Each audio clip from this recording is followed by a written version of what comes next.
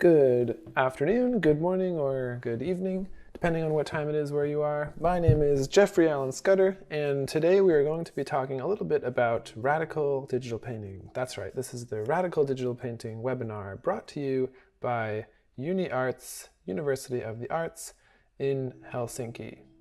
Okay, so this is going to be a short presentation. Now let's begin. We're going to talk about digital painting today, which is a topic that I'm very interested in. And to get started, we first have to think about these two terms, digital and painting. So let's clear some of this stuff off the page, if we can. So generally, when we think about painting, we think about painting as being something that is handmade, something that is unique. You know, sort of like this drawing here. So something that cannot really be reproducible, right? That's kind of what we think about when we think of painting. And we think about it as something that's meant to express something. So painting is sort of this handmade kind of thing. That's generally what we think about. But when we think about the idea of something that is digital, we think of something that is not handmade, right? We think of something that is machine-made. So we're generally not thinking about paint and those kinds of things. Instead, we're usually thinking about electronics and that kind of stuff. You know, we're thinking about things that are easily repeatable. So digital things tend to be more reproducible in that sense. Of course, you can reproduce things with any medium, but the idea is that digital things are made of information and paintings is made of material. Now, there's a bit of a weird thing here. If you think about the concept of digital painting, then you think about somehow trying to bridge these two ideas of something that is sort of supposed to be unique and not reproducible and very expressive, and something that is supposed to be sort of machine-made and reproducible and not necessarily unique. So we're going to talk about, and I'm going to show you a bit of ideas and software that's centered around this concept of digital painting. So to begin, I think that we should just focus on maybe one simple aspect of digital images, or let's think about what could potentially be the simplest possible digital painting. So what would be the simplest possible digital painting? And I think in order to figure out the simplest possible digital painting, we can do something like this. So let's say we have a square. And this square is a 1 by 1 pixel image, like this. And right now it's colorful, but let's bring it into black and white. Okay, so we have a square, and it's a 1 by 1 pixel image, and this might be the simplest possible digital image or digital painting that you could make, and the square could either be blank, or the square could be filled in, like this. Now here I'm drawing the square on a piece of paper, but the square could also be drawn, say, on my hand, right? Here's a 1 by 1 pixel image drawn on my hand, and it could be, of course, blank or filled in. And so what we have here is we have a diagram. We have a kind of diagram of an image format, right? We have a diagram of an image format, or we have basically defined an image format. We have defined a space of possibilities where an image can either be filled in or blank, and it only takes one piece of information, as you say, so one bit, right? 1, 0, or 1, right? So it's either a 0 or a 1 represented by this square. Now, of course, we're talking about digital painting, and so we could say digital painting is basically paintings that is made of information, right? So we could say painting as information, which is basically the topic that we're discussing, right? So what if painting was made of information? Okay. Now, of course, here we're showing you different representations of this information in, as you might say, analog media, but we could also jump to a different media. We could jump to the computer, and we could say here, okay, so this is a 1 by 1 pixel image, and I could make it any color that I want, like this, and change colors, something like that. Now, things tend to get more interesting when you add more information. So if I were to bump this slider up over here. Now I can work on a different kind of image. Now I can work on an image that is 2 by 2 pixels, as you see. And if I bump this slider again, now I can work on an image that is even higher resolution. I can work on an image that is 4 by 4 pixels. And if I bump the slider again, I can now work on an image that is 8 by 8 pixels. And so here we are increasing the amount of information that we're using to make the image, which makes more images and more techniques possible. And notice how if I bring the slider all the way over here, now I can actually create marks or draw, if you will, as opposed to organize or arrange large blocks. Now, more on that concept of resolution, actually. Let's create a little diagram of resolution. So I want to talk a little bit about this concept of resolution. So to keep things relatively simple, I'm going to say that we're going to begin at low resolution. And low resolution is basically the idea that we were talking about just a second ago, where you could say 1 by 1 pixel image is certainly low res, right? But if we were to just add a couple more pixels here, like if we were to have 2 by 2 pixels, and let's just use these Haribo candies as our pixels, right? We could say that this is low resolution. And let's say that these are our pixels, and pixel is just short for picture element. So, if you say pixel, it really just is a short term for picture element. And so we might just want to say that these are our picture elements, if that makes sense. So in low resolution, the way that you primarily do things or change the image is by arranging things around. So we could move this over here, and then we have a different image. We could switch these, and then we have another image. Or perhaps we could take one away, and we could arrange them in a different kind of space, so sort of going off the grid, and produce a little face like this. So that's kind of what you get in low resolution. And low resolution, I like to call that resolution the level of arrangement. So the primary thing that you're doing is you are arranging things, right? That's the sort of main behavior that you're doing. Okay, now there's other kinds of concepts you get at low resolution. So for example, you get the concept that you can do something or undo something. So I could switch these, and then I could undo that. So you get this sort of idea of undoing and doing, or undo, redo, which is an interesting concept to get. And you also get some other cool ideas. You get basically what I would say is the general idea of the artistic composition itself. So as soon as you have some pieces of information, you basically get the idea that you have an artistic composition. So here you also just get the basic idea of the composition. Composition, like that. Now, moving up the chain. So if we are going to go up to a medium resolution,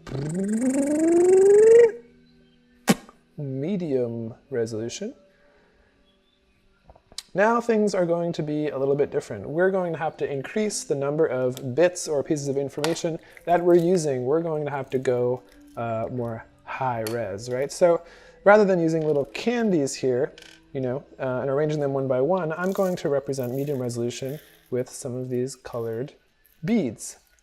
Right. Now, in low resolution, the primary thing that you do is arrange things, right? And because there's only 3 of them in this image, I can arrange them one by one fairly easily and get a sort of composition that I want. However, in medium resolution, or when you have a lot more pieces of information, as you see here, things become a little bit more difficult. Now, of course, I could arrange these things one by one, but it's going to take a long time. And also, if I want to get a similar image like this, the most convenient behavior for me to do is to actually move them around in aggregate. So in other words, carve through multiple pieces of information like this. So if I wanted to create basically the same image on the left that's in low resolution here, I can basically do a negative version of that image here and sort of build a face by carving things around. Now, you can't necessarily do that with low resolution because even if I am carving them around, you don't really necessarily see the pathways that are taken, right? So I like to say that in medium resolution, this is where you basically get the whole concept of mark making. So I like to say medium resolution is about making marks. This is where you get the idea of making marks. And this even works in analog media, right? You can only make marks with something once you have enough material to make a mark with, right? So you also get this other idea where you can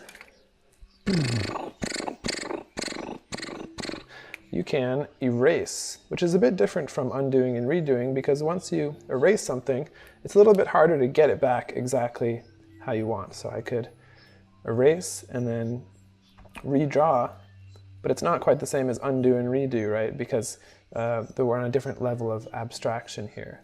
So we're on a sort of a different level of abstraction, I guess you might say. Okay, so let's go up to an even higher resolution, I think. Let's go to, what would we call high resolution?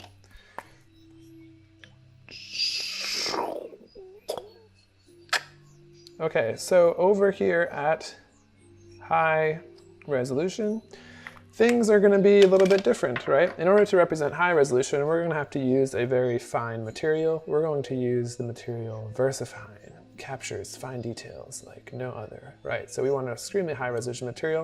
Of course, I'm just making a little joke here. This is a stamp pad, right? So it's the VersaFine. So I can put my thumb here and push something down.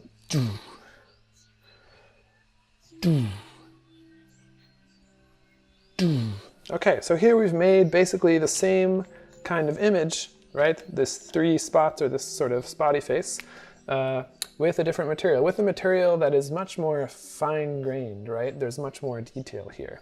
And notice how the way that I made this wasn't by arranging individual pieces of information, and it wasn't by carving through aggregate information at once. Instead, I sort of imprinted or scanned in my thumb and then reprinted or reproduced it. And so I like to call this high resolution level, the level of the scan. And you get some interesting ideas here. For example, if I deleted this, it would be really difficult to get it back because we care about all the little details. So you get the idea that you can delete something. Right, so now this graph is a kind of interesting graph, and I make drawing software, and I like to think about what kinds of drawing software and also what kinds of creative disciplines sort of exist on this graph. So if you were, for example, if you're a graphic designer, right, you might be using Adobe Illustrator, which somehow falls more over here, where the primary thing that you do in Adobe Illustrator is arrange things one by one. Whereas if you're a digital painter or a photographer, you might be using something like Photoshop, and Photoshop might land somewhere over here on the graph.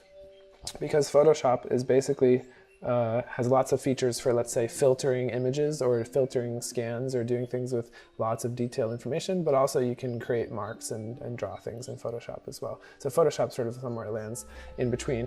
But we could also think about the creative disciplines this way, right? So we could say people who are mostly using scanning technologies are photographers. Photographers, you know, scanning's all about the big data, so you got to add governments in there. You know, it's all about surveillance. High resolution can get a little bit scary in that sense. Now, for mark making, of course, you have to think about the painters.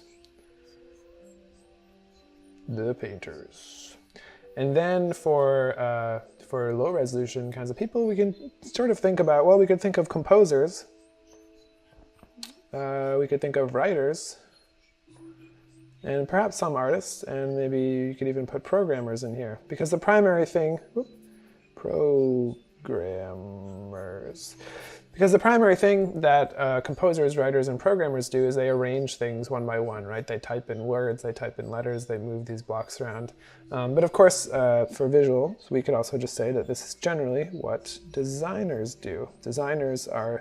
The skills of a designer is generally thought to be, you know, more of a skill of arranging things than of you know, scanning things in or dealing with lots of information. Designers are, you know, arranging things like graphics or interiors or or forms or what have you.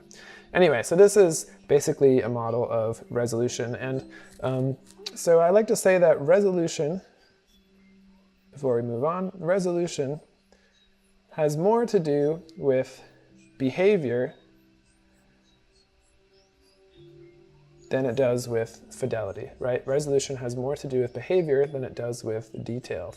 So you know, if you're a consumer and you go and you want to buy the newest iPad Pro or something like that with the rounded corners, it has a really high resolution. And so generally you always care about having the highest resolution stuff as a consumer. But as a maker of images, you don't necessarily want to always be thinking about wanting the highest resolution, because as you can see here, different things become possible at different levels of resolution, and depending on the project or what you're trying to achieve, you may want to go for the lowest resolution, which is also the most portable and memorizable, versus the high resolution, which is you know, takes up more data and usually requires more amounts of resources and technology.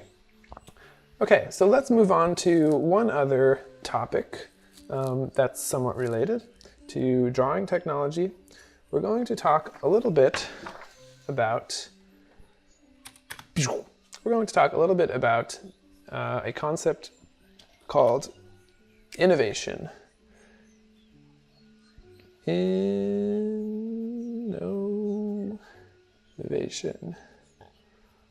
That's right, we want to talk about innovation. Now, innovation is kind of an interesting concept. I like to say that innovation, especially in painting technology or in most technologies, occurs through changes in both speed and space.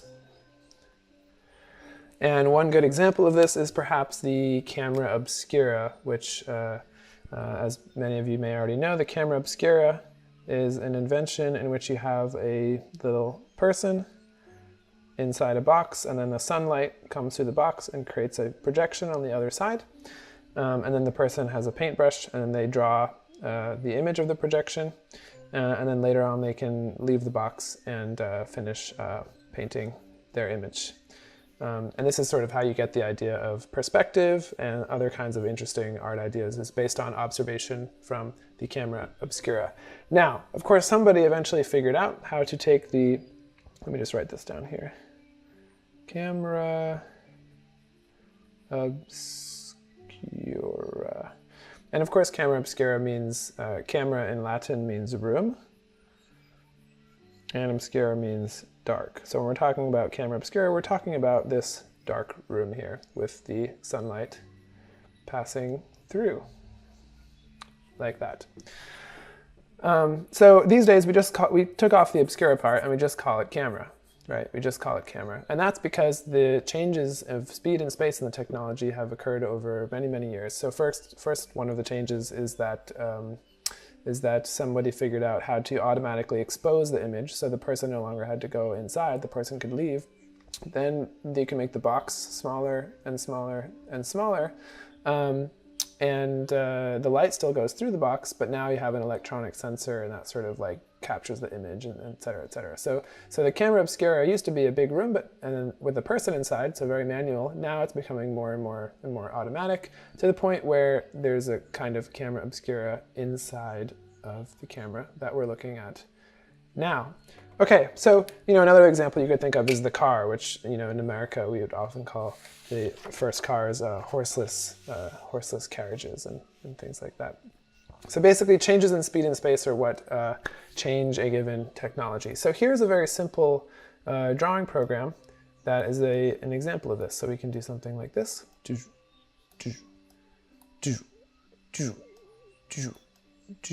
Hi. Build a little guy like here. And you might be saying, oh, Jeffrey, this is a very silly drawing program. It's very, very simple. All you're really doing is cutting and pasting. And that is what I'm doing. I'm basically just copying blocks like this and pasting them, dragging and pasting them. And you might be saying, okay, I could easily do this kind of thing in Photoshop. This would be very easy. But you would have to hit Command C and Command V and use the rectangular selection tool and stuff like that. And it would take you a longer amount of time. And also, Photoshop is capable of more kinds of operations. And so one thing that I do in a lot of my software is I like to change the speed and the space. So the speed of an operation, even if it already exists in other software, and the space of what is allowed to be possible. And then I think that in that sense, it creates a different kind of visual world or a different way of thinking about the visual, which I would argue is sort of what painting has, a lot of what painting has always sort of been about for people. So building this guy out here. And then maybe, of course, we also have to go back in time. So I could come over here and draw a little something.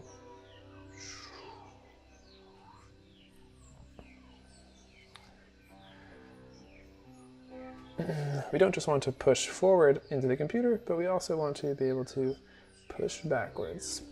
All right, so let me just show you a little, another version. So this is the same kind of software, but this is using a circle like this. So we could put this guy up here, and then we could perhaps come over here and do a little bit of action like this.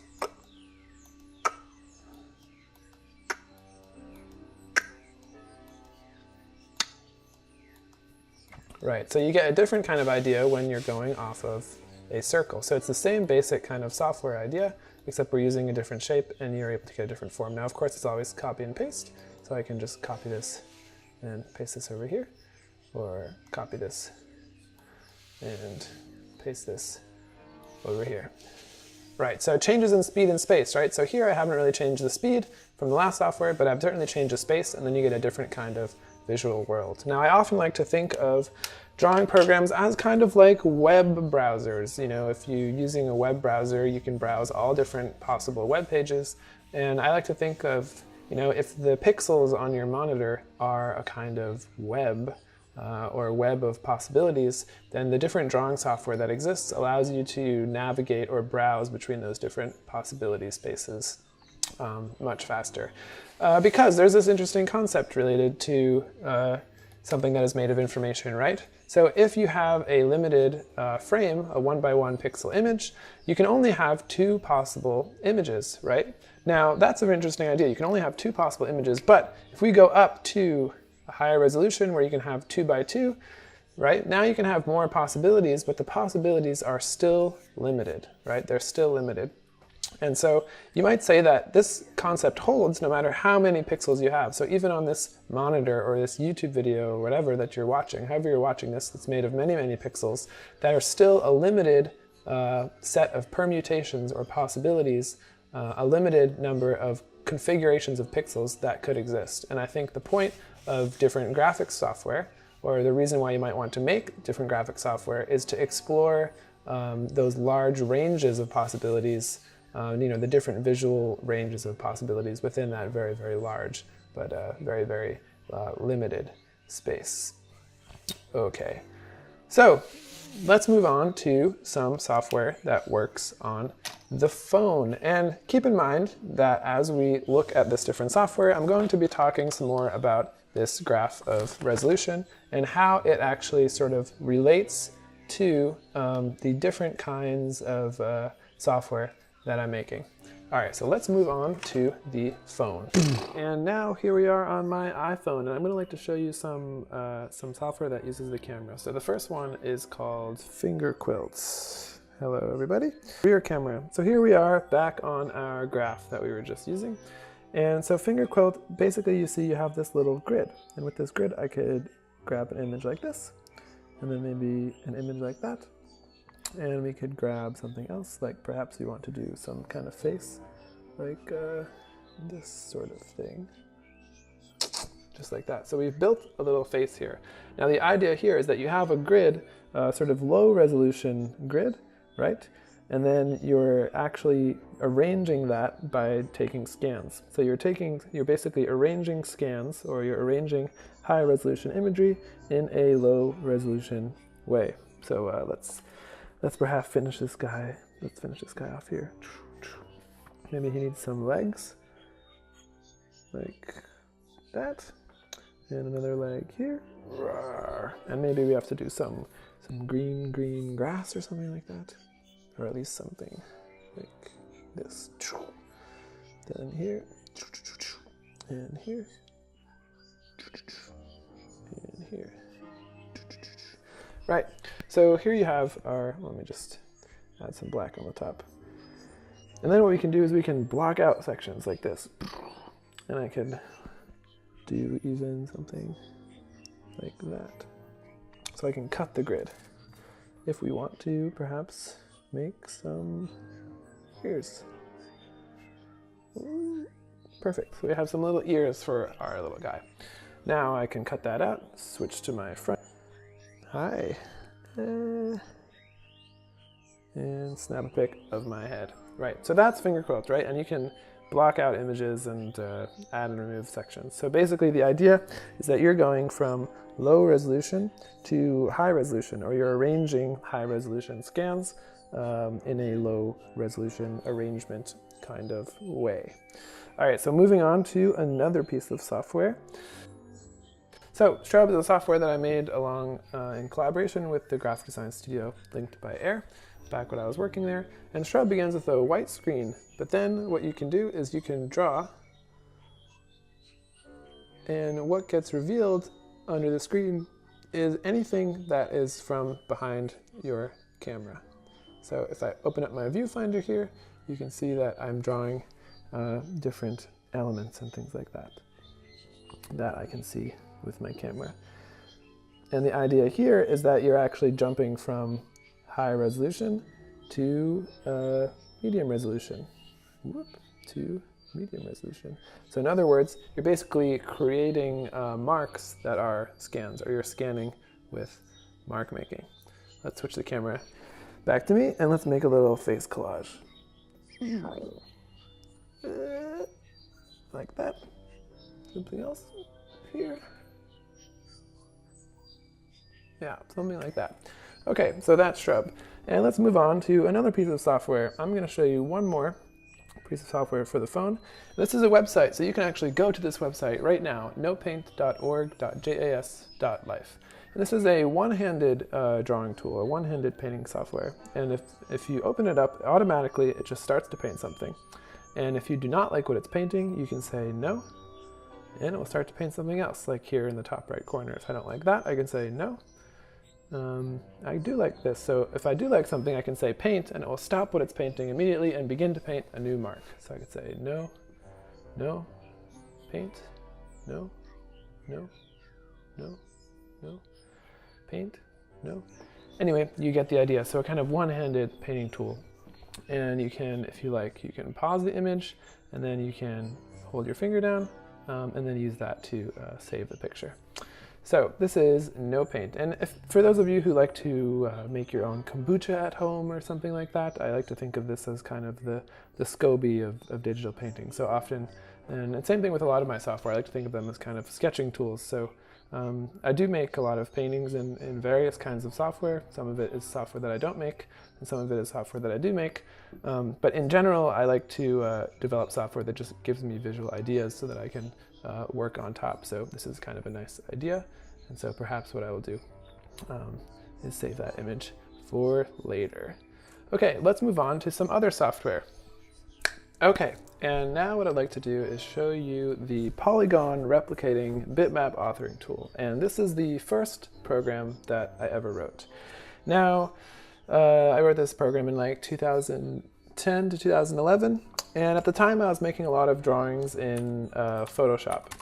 And when I was making a drawing in Photoshop, I would open up Photoshop and it would be like, okay, what's the width and the height of your image? And I thought that was kind of not a very interesting question for Photoshop to ask because it only wants 2 numbers. And I thought, well, it might be better if when you first open up a drawing program, it asks you for the shape of your image.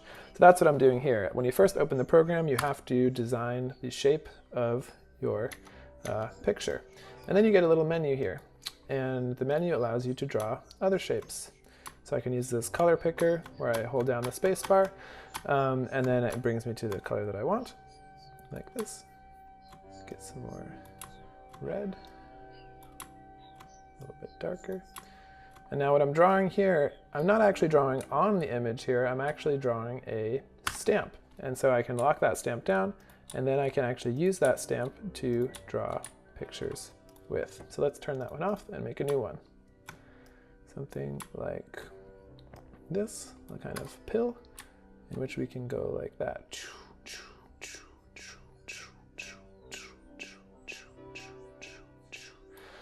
Right, now we can also make cutouts. So I could go over here and cut out a piece like this, and then use that.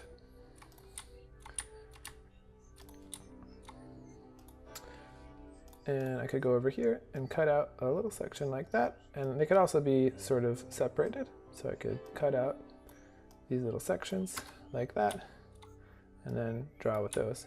Now if I rotate, it will keep rotating automatically, which is kind of nice. I can kind of build a little machine. There's also a way of doing a kind of four-dimensional copy and paste, a sort of four-dimensional copy and paste. So I'll show you that now. Let's make a new piece of paper. So I have this here, and what I want to do is I want to do something like do, do, do, do, do, do, do, do.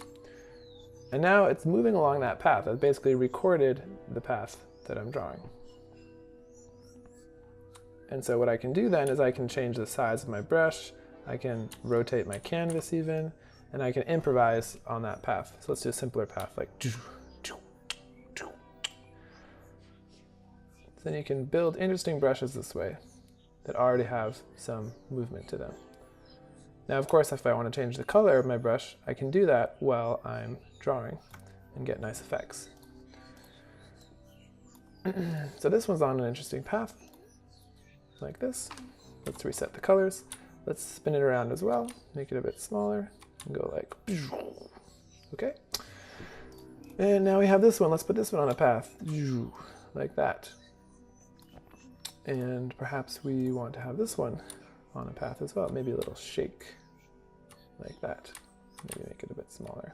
So mostly in Photoshop, you generally have this concept of only having to use one tool at a time. When you switch tools, you know, it sort of makes you use, it sort of unselects the other tool. But in this software, you can use all your brushes at once to build kind of drawing machine.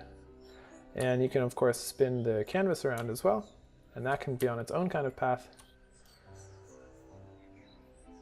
And we can make spirals. I'm recording off my monitor at the moment, so the frame rate might be a little bit slow, but you get the idea. So stop. All right. Now the software also allows you to, for example, use the camera. So we can open up the camera and I can see myself. Hello. And we can grab some of me like that and work myself in there.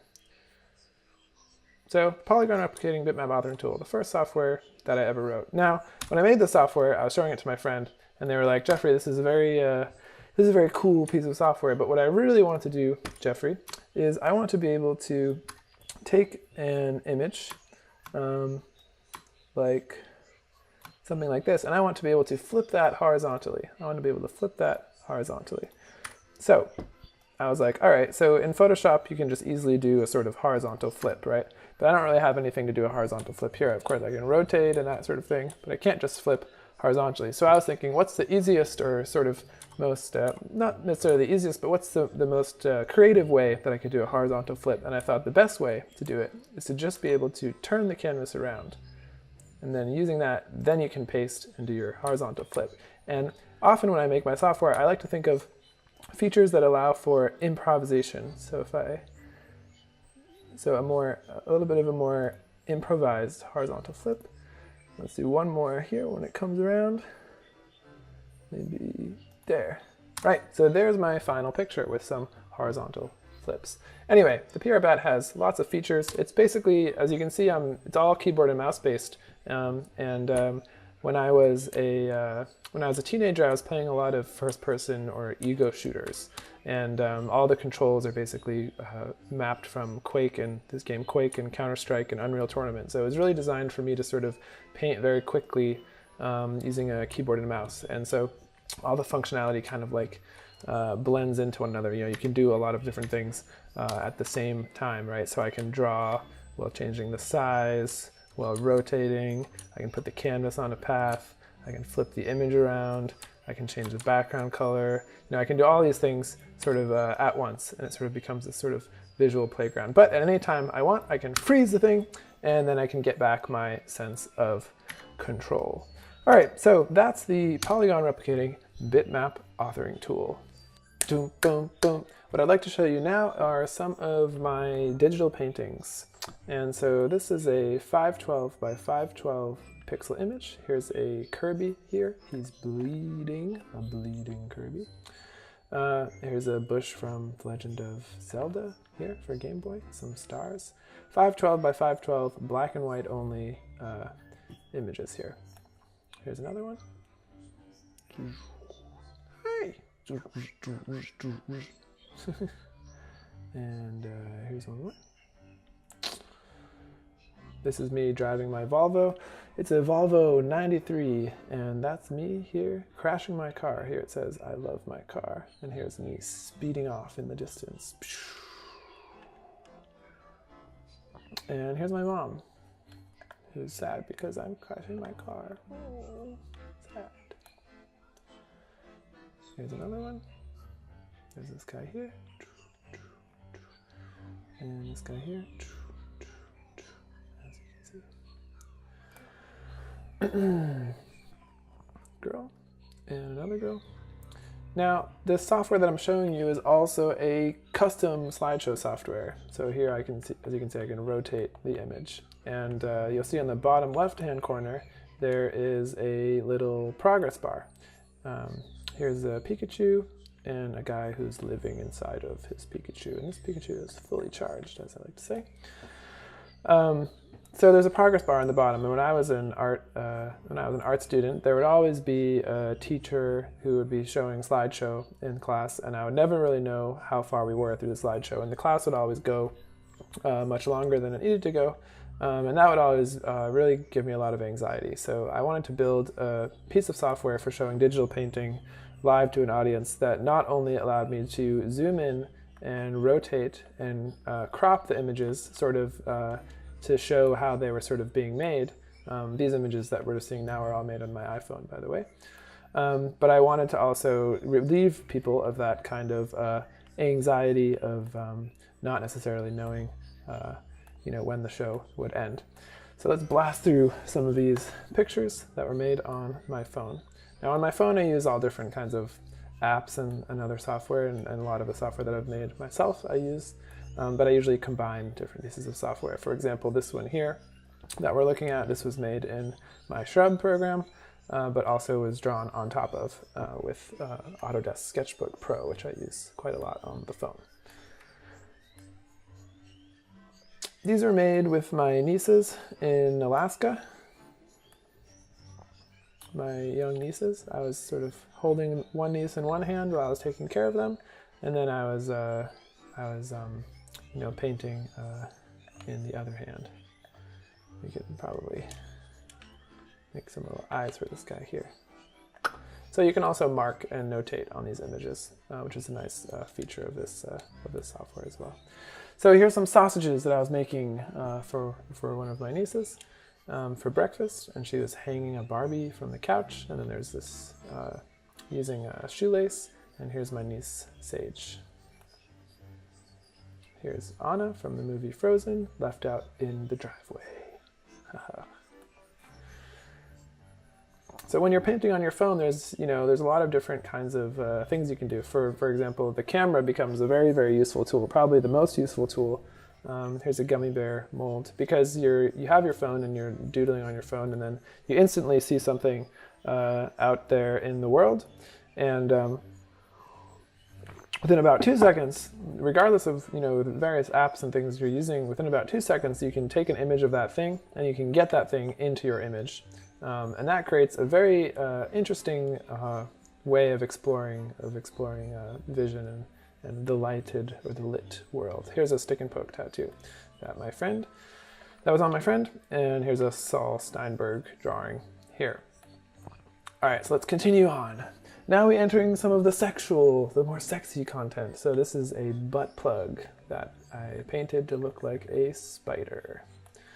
Here's some cosmic kale from my sister's garden. Ooh, cosmic kale. Oh yeah, Jeffrey. And some Play-Doh. Some spinach I was eating. The cup holder of a bus. What else do we have here? An abandoned shopping mall in my hometown. Cosmic Pepsi cans. You know, cosmic's a funny word. Cosmic is kind of like composition. It's about the arrangement of things. Now in these, I was starting to explore painting with two phones. So I got a new iPhone and kept my old iPhone. And what you can see here is I was photographing the screen of one phone with the camera of another to create these kinds of glowy lighting effects. So I have a bunch of images where I'm exploring that and also photographing with the flash and stuff off the screen. This is the first one that I put my cat in. And of course I'm also using my desktop software, so this one is like things drawn in the polygon replicating bitmap authoring tool, which you saw earlier, and then worked in, sent to my phone using AirDrop. And then I also, you know, I signed the pictures. So there's like JAS 2016, September 1st at 1:02 in the morning. And this is the latitude and the longitude. And I do that on all of them. And I do that actually across different media. So I even do that on my analog drawings.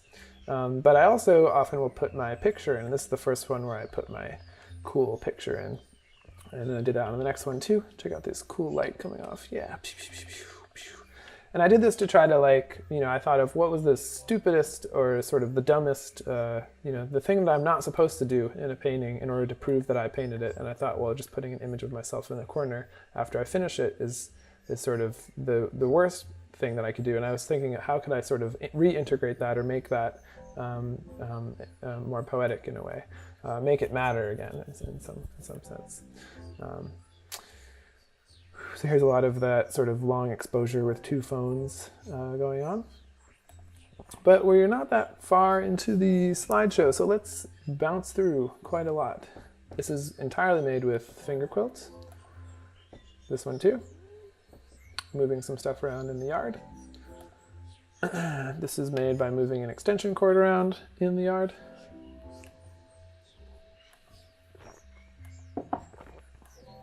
Do, do, do, do. Oh yeah. Boo, boo, boo, boo, boo. Hanging out in Los Angeles with my sexy friends. I had a friend who's a dominatrix, Audra. She's very cool. And we did some photo shoots together just for fun. And then of course I was eating lots of In-N-Out in Los Angeles. So that was a big part of my lifestyle. And of course, like, so here is like an image made with finger quilt of my phone charger on a plane, on a Virgin plane. And so I worked in, you know, like my software into other software. Here's a little thread, as you see here. But we are sort of running out of time in some ways. We got to move on. So this is a motivational poster that says, "You're weirder than the weed and stronger than the coffee." And it's a kind of poster that I think should exist in many different art schools or guidance counselors' offices in high schools, just to remind yourself that you don't have to take drugs. You're still very creative and you don't need energy. You can drink water or something like that.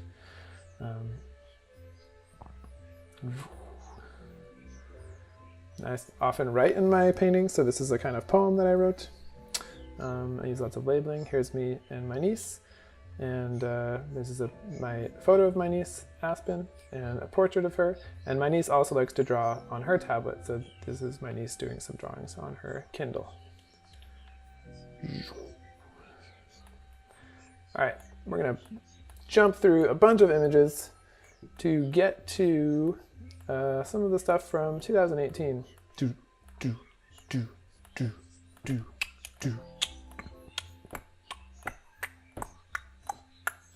I'll show you them for a couple of seconds just so you get an idea of what kinds of things I'm actually painting when I'm not writing my software, the sort of range of images that I produce.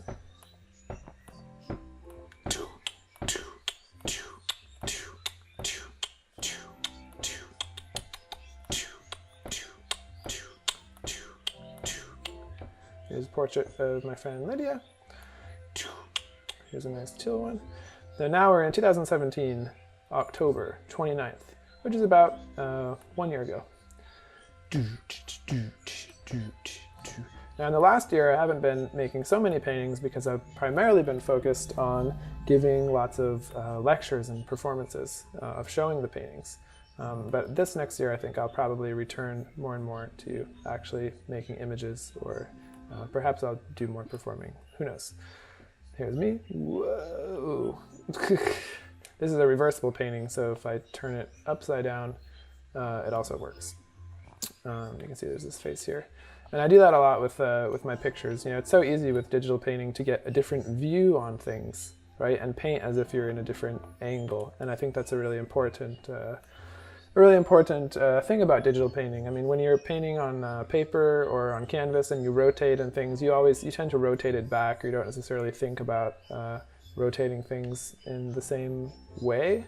You know, you kind of, but digital painting, you can constantly reframe things, and that creates a very different kind of image, especially if you're painting in a sort of abstract way, or you're thinking about improving or continuing the language of abstraction that was started in modernism.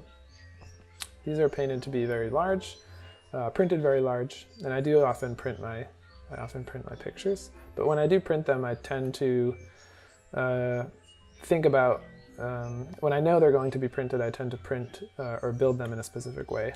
So these are made to be printed at like 900 DPI, so quite big. Now these ones are kind of interesting. They're designed to be viewed at any angle. So when I painted them, every 30 minutes, each one's painted over 2 hours, and then every 30 minutes I rotated it by 90 degrees. So they kind of have a way in which they sort of function at all four orientations. And they're also all painted with the same brush, and these are painted in Photoshop.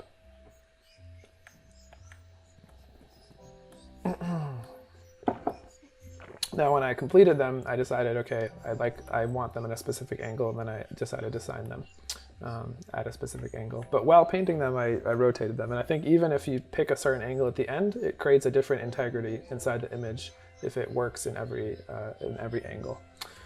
This is probably one of my favorite ones.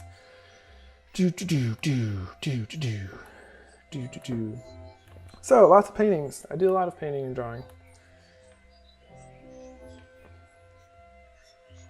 Here's a rather big one. So now we're in January of 2018, of this year. So most of the things, like I said, I've been doing this year has been performing, and I've done about 30 performances or lectures on on these kinds of painting ideas this year. So that's primarily, very quickly, that's becoming more of my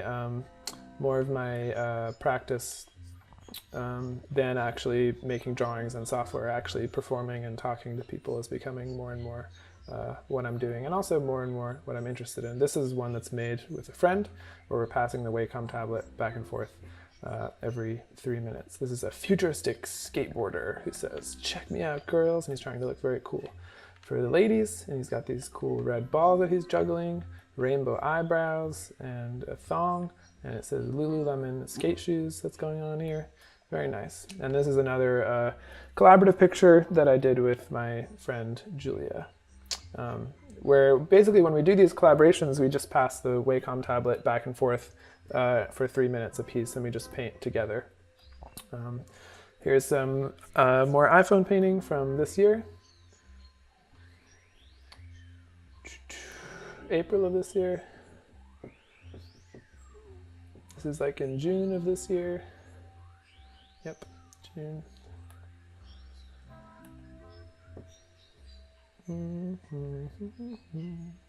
There's me, rocking it.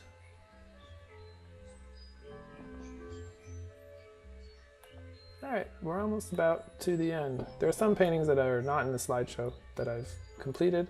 Yes, I had an intern this summer, and these are my intern replies. So my intern, Alex Freundlich, was an amazing intern, and we did a whole seminar on digital painting.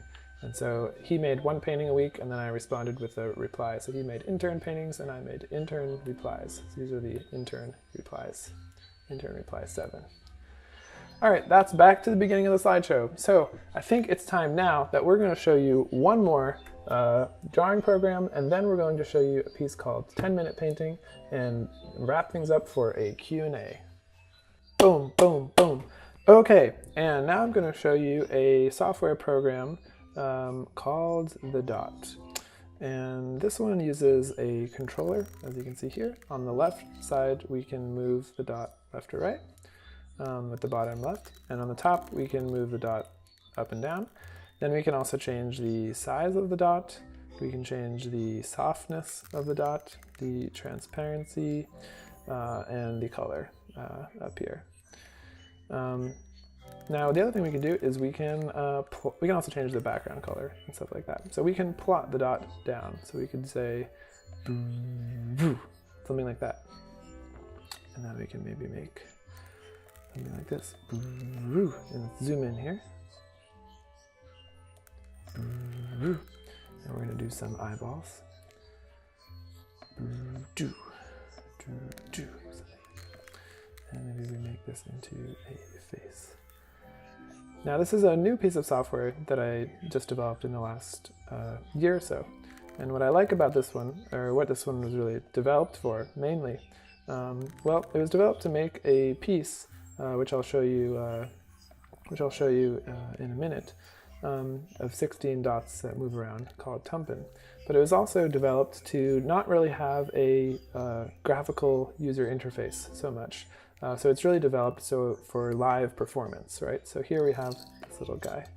Now let's make another one. Let's do something that's a little bit like, in the future with self-driving cars, you're going to have traffic lights that don't necessarily look the same as the traffic lights of today, because they're going to be meant for machines to read and not for humans to read. So we might look at the traffic lights of the future and they will look something like this, and that will be a bit weird for us. Now, of course, if you're in the UK, the traffic lights might be sideways or something like that. But anyway, here's a sort of futuristic traffic light. And let's do one more. So slot 1, slot 2, and slot 3. So in this one, we're just going to make a simple kind of disc, I think. So we'll do like something like that. And then we'll do like some color here, like that. And then like some more color. Something like that, right? And then some more color, something like that. Cool, I think that's probably good enough. Now, of course, with these, I can also rewind or fast forward. Anyway, so this is it's a kind of vector drawing program, right? I can draw these spots, and it's very useful for that. So I can sort of draw these spots. What if the world was made of spots, right? That is the world of the dots. Okay, so now we can switch over into our painting mode. So here's a canvas, and what I can do is I can paste these things down on the canvas. I can switch between my different brushes or dot configurations that I've made, like this, and I can actually use that to paint. So here I can take this piece and put it down like that. You can also see here that I'm rotating and zooming in and out on the surface. And if you look carefully, you'll see that I'm basically painting patterns. So rather than in the thePRBAT, for example, the way that you draw is you draw on a shape. In this software, the way that you do things is sort of in a square, but a square that's repeating itself over time. There we go. Nice. Now I don't just have to paste these down individually. I can also switch to a kind of brush stroke mode. So I can draw like this. And perhaps we want to do a bit of spinning as well. Let's get things moving. Something like that, perhaps. Yeah. Let's see what we got there. Very nice. Hi, it's me. Let's make him a bit smaller. Looking good, my friend. Looking good. We can rewind him and fast forward him as we're painting. And let's switch to our traffic light.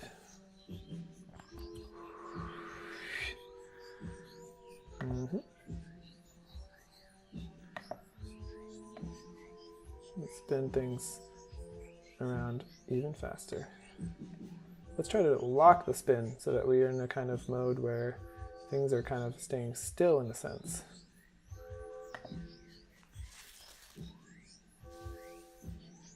Yeah, now we have a different idea of what's happening. And let's bring back this guy for the final trick.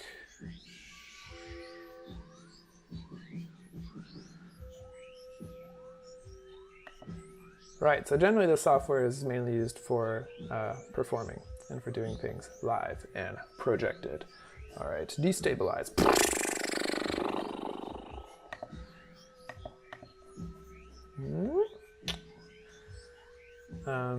So that's the dot, and I'd like to show you sort of what this this piece was made for. A work called Tumpin, which I will crossfade into right now. So this is the work called Tumpin, which is basically 16 colored spots that sort of move around and transform over time. And right now it's running a bit faster than usual, but basically it's a kind of piece where I record these dots and then I have another program that plays them back in different configurations. So it's not the sort of cool spirals that you just saw, but instead it's just a kind of play on. It's basically a clock made of dots. It's a kind of ambient painting. Right, so now the last thing I want to show you is a piece called 10-minute painting. So we're going to run that now, and then that's going to be the end of the show, and we'll have a Q&A. Thank you very much. Here is 10-minute painting. 10-minute painting by JAS, 2017, August 7th at 7:30 p.m. Semver 1.0.0. Video edition 1 of 3 recorded for the International Goodie Pal collection at Stadens Museum for Kunst. What are the forms of non-painting and what are the non-forms a painting might take? Painter David Hockney once said, "Video brings its time to you, and you bring your time to painting, and that difference will always be there." What would it be like to play a painting? It would be the most beautiful thing in the system. It would be more beautiful than the platform itself. A beautiful painting is a painting that can be run over and over again. You are looking at a painting comprised of many wayward bits. Listen. A beautiful painting is a poem that can be executed over and over again. Repetition is the only thing that makes something less random than it already is. Video games are the most recent form of filmmaking known to the human retina. That is why video games are rarely mistaken for books. Books, like video games, are alive only in the moments they are being read. Top mathematicians and painters often work at the same scale. The professor's large mural-sized blackboard serves as a liminal space by which abstractions are developed, whereas the painter's substrate serves as an indelible artifact of material arrangement. Professors have just as much of a fetish for their tools as oil painters do.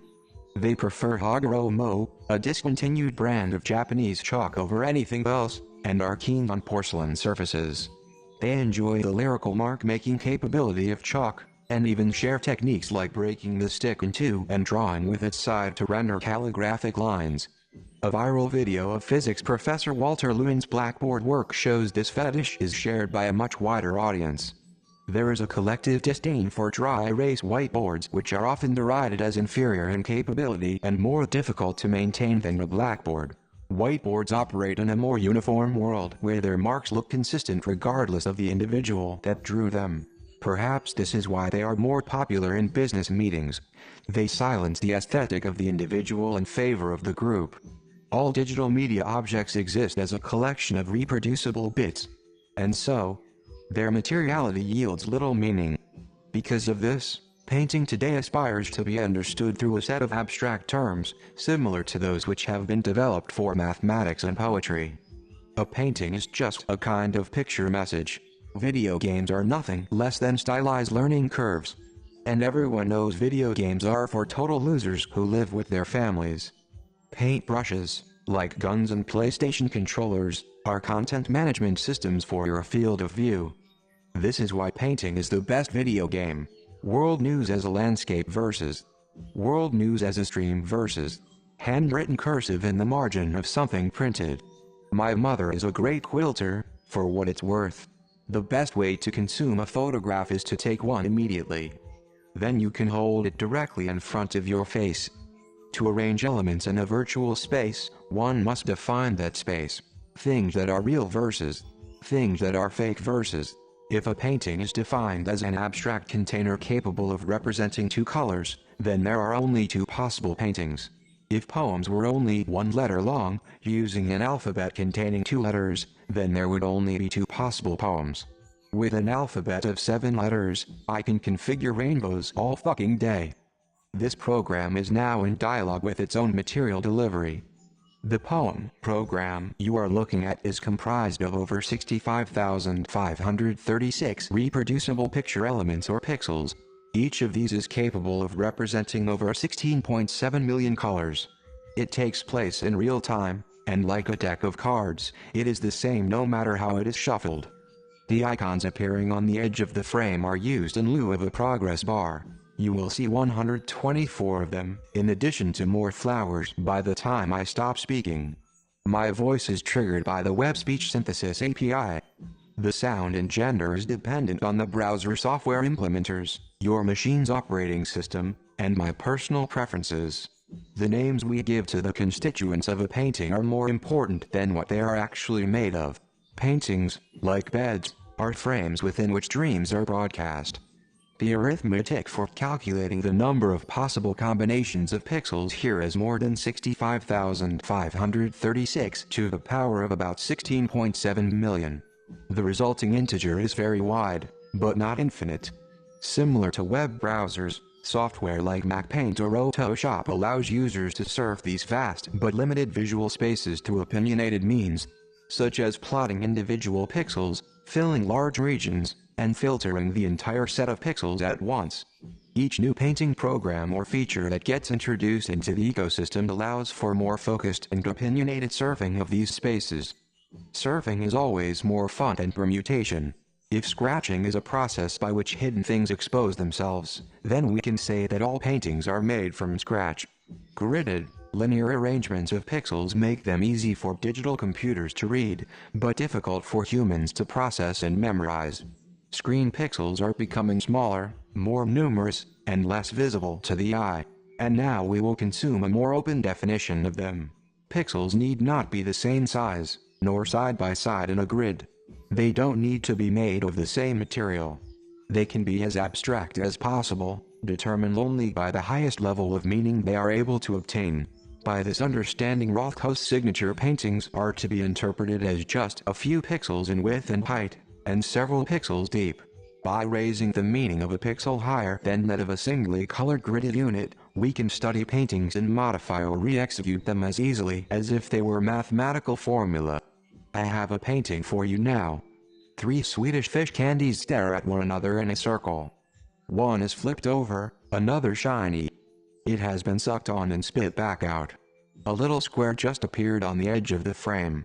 It happened again. A wall is being built here in case you haven't noticed. Abstraction A. Abstraction B. S expression. If one doesn't have infinite scroll, it is necessary to invent it. Jack Kerouac hacked his typewriter to accept rolls of paper instead of sheets. Peace Pilgrim retired to a life of endless walking, and networked information systems are engineered to update themselves without turning off. Schools are starting to teach cursive handwriting again. This poem's text is represented by a standardized possibility space limited to exactly 1,114,112 characters or code points. This is the exact opposite of cursive. It is for this reason that all punctuation marks are traffic signals. My commute is very pleasant here. There is enough time to play with my Tamagotchi. Painting equals tic-tac-toe. Mural equals Game Boy. Picture frames are orbiting satellites. I am a square, and I am a button. This is a pretty good example of class inheritance. The sandbox has not been included in art history because art history is not very cool. Paintings to be compiled versus paintings to be looked at versus poems to be photographed versus collaged ransom notes. Did you see what the error is wearing? Real spaces are imprecise and contradictory. Virtual spaces, like nightmares, are lacking in feedback but abundant in surveillance. This painting will be continuously integrated as a service announcement until it is no longer being deployed. Most pictures today are collections of ordered acronyms. McDonald's is currently running a temporary promotional program for signature crafted artisan sandwiches as an authentic alternative to their other offerings. In comparison to their standard menu, the pictures are mild and purposefully weak.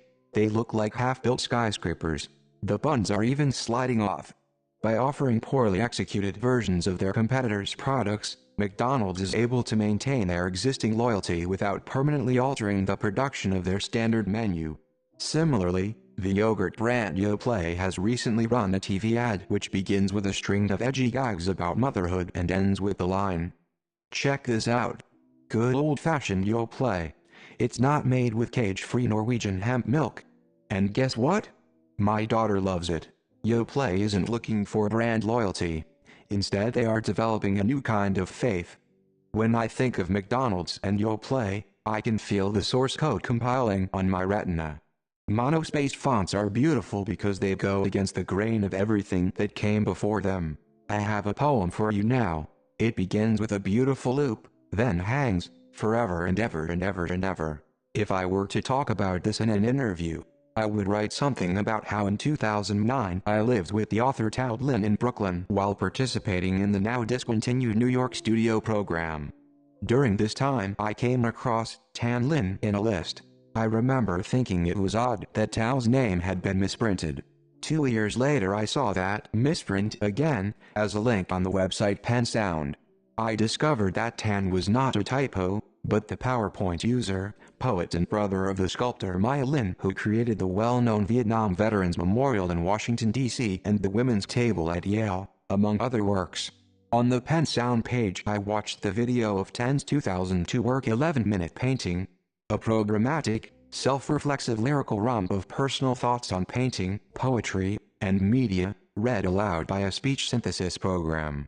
It often appears before or after this piece in a screening. Beware of its lies.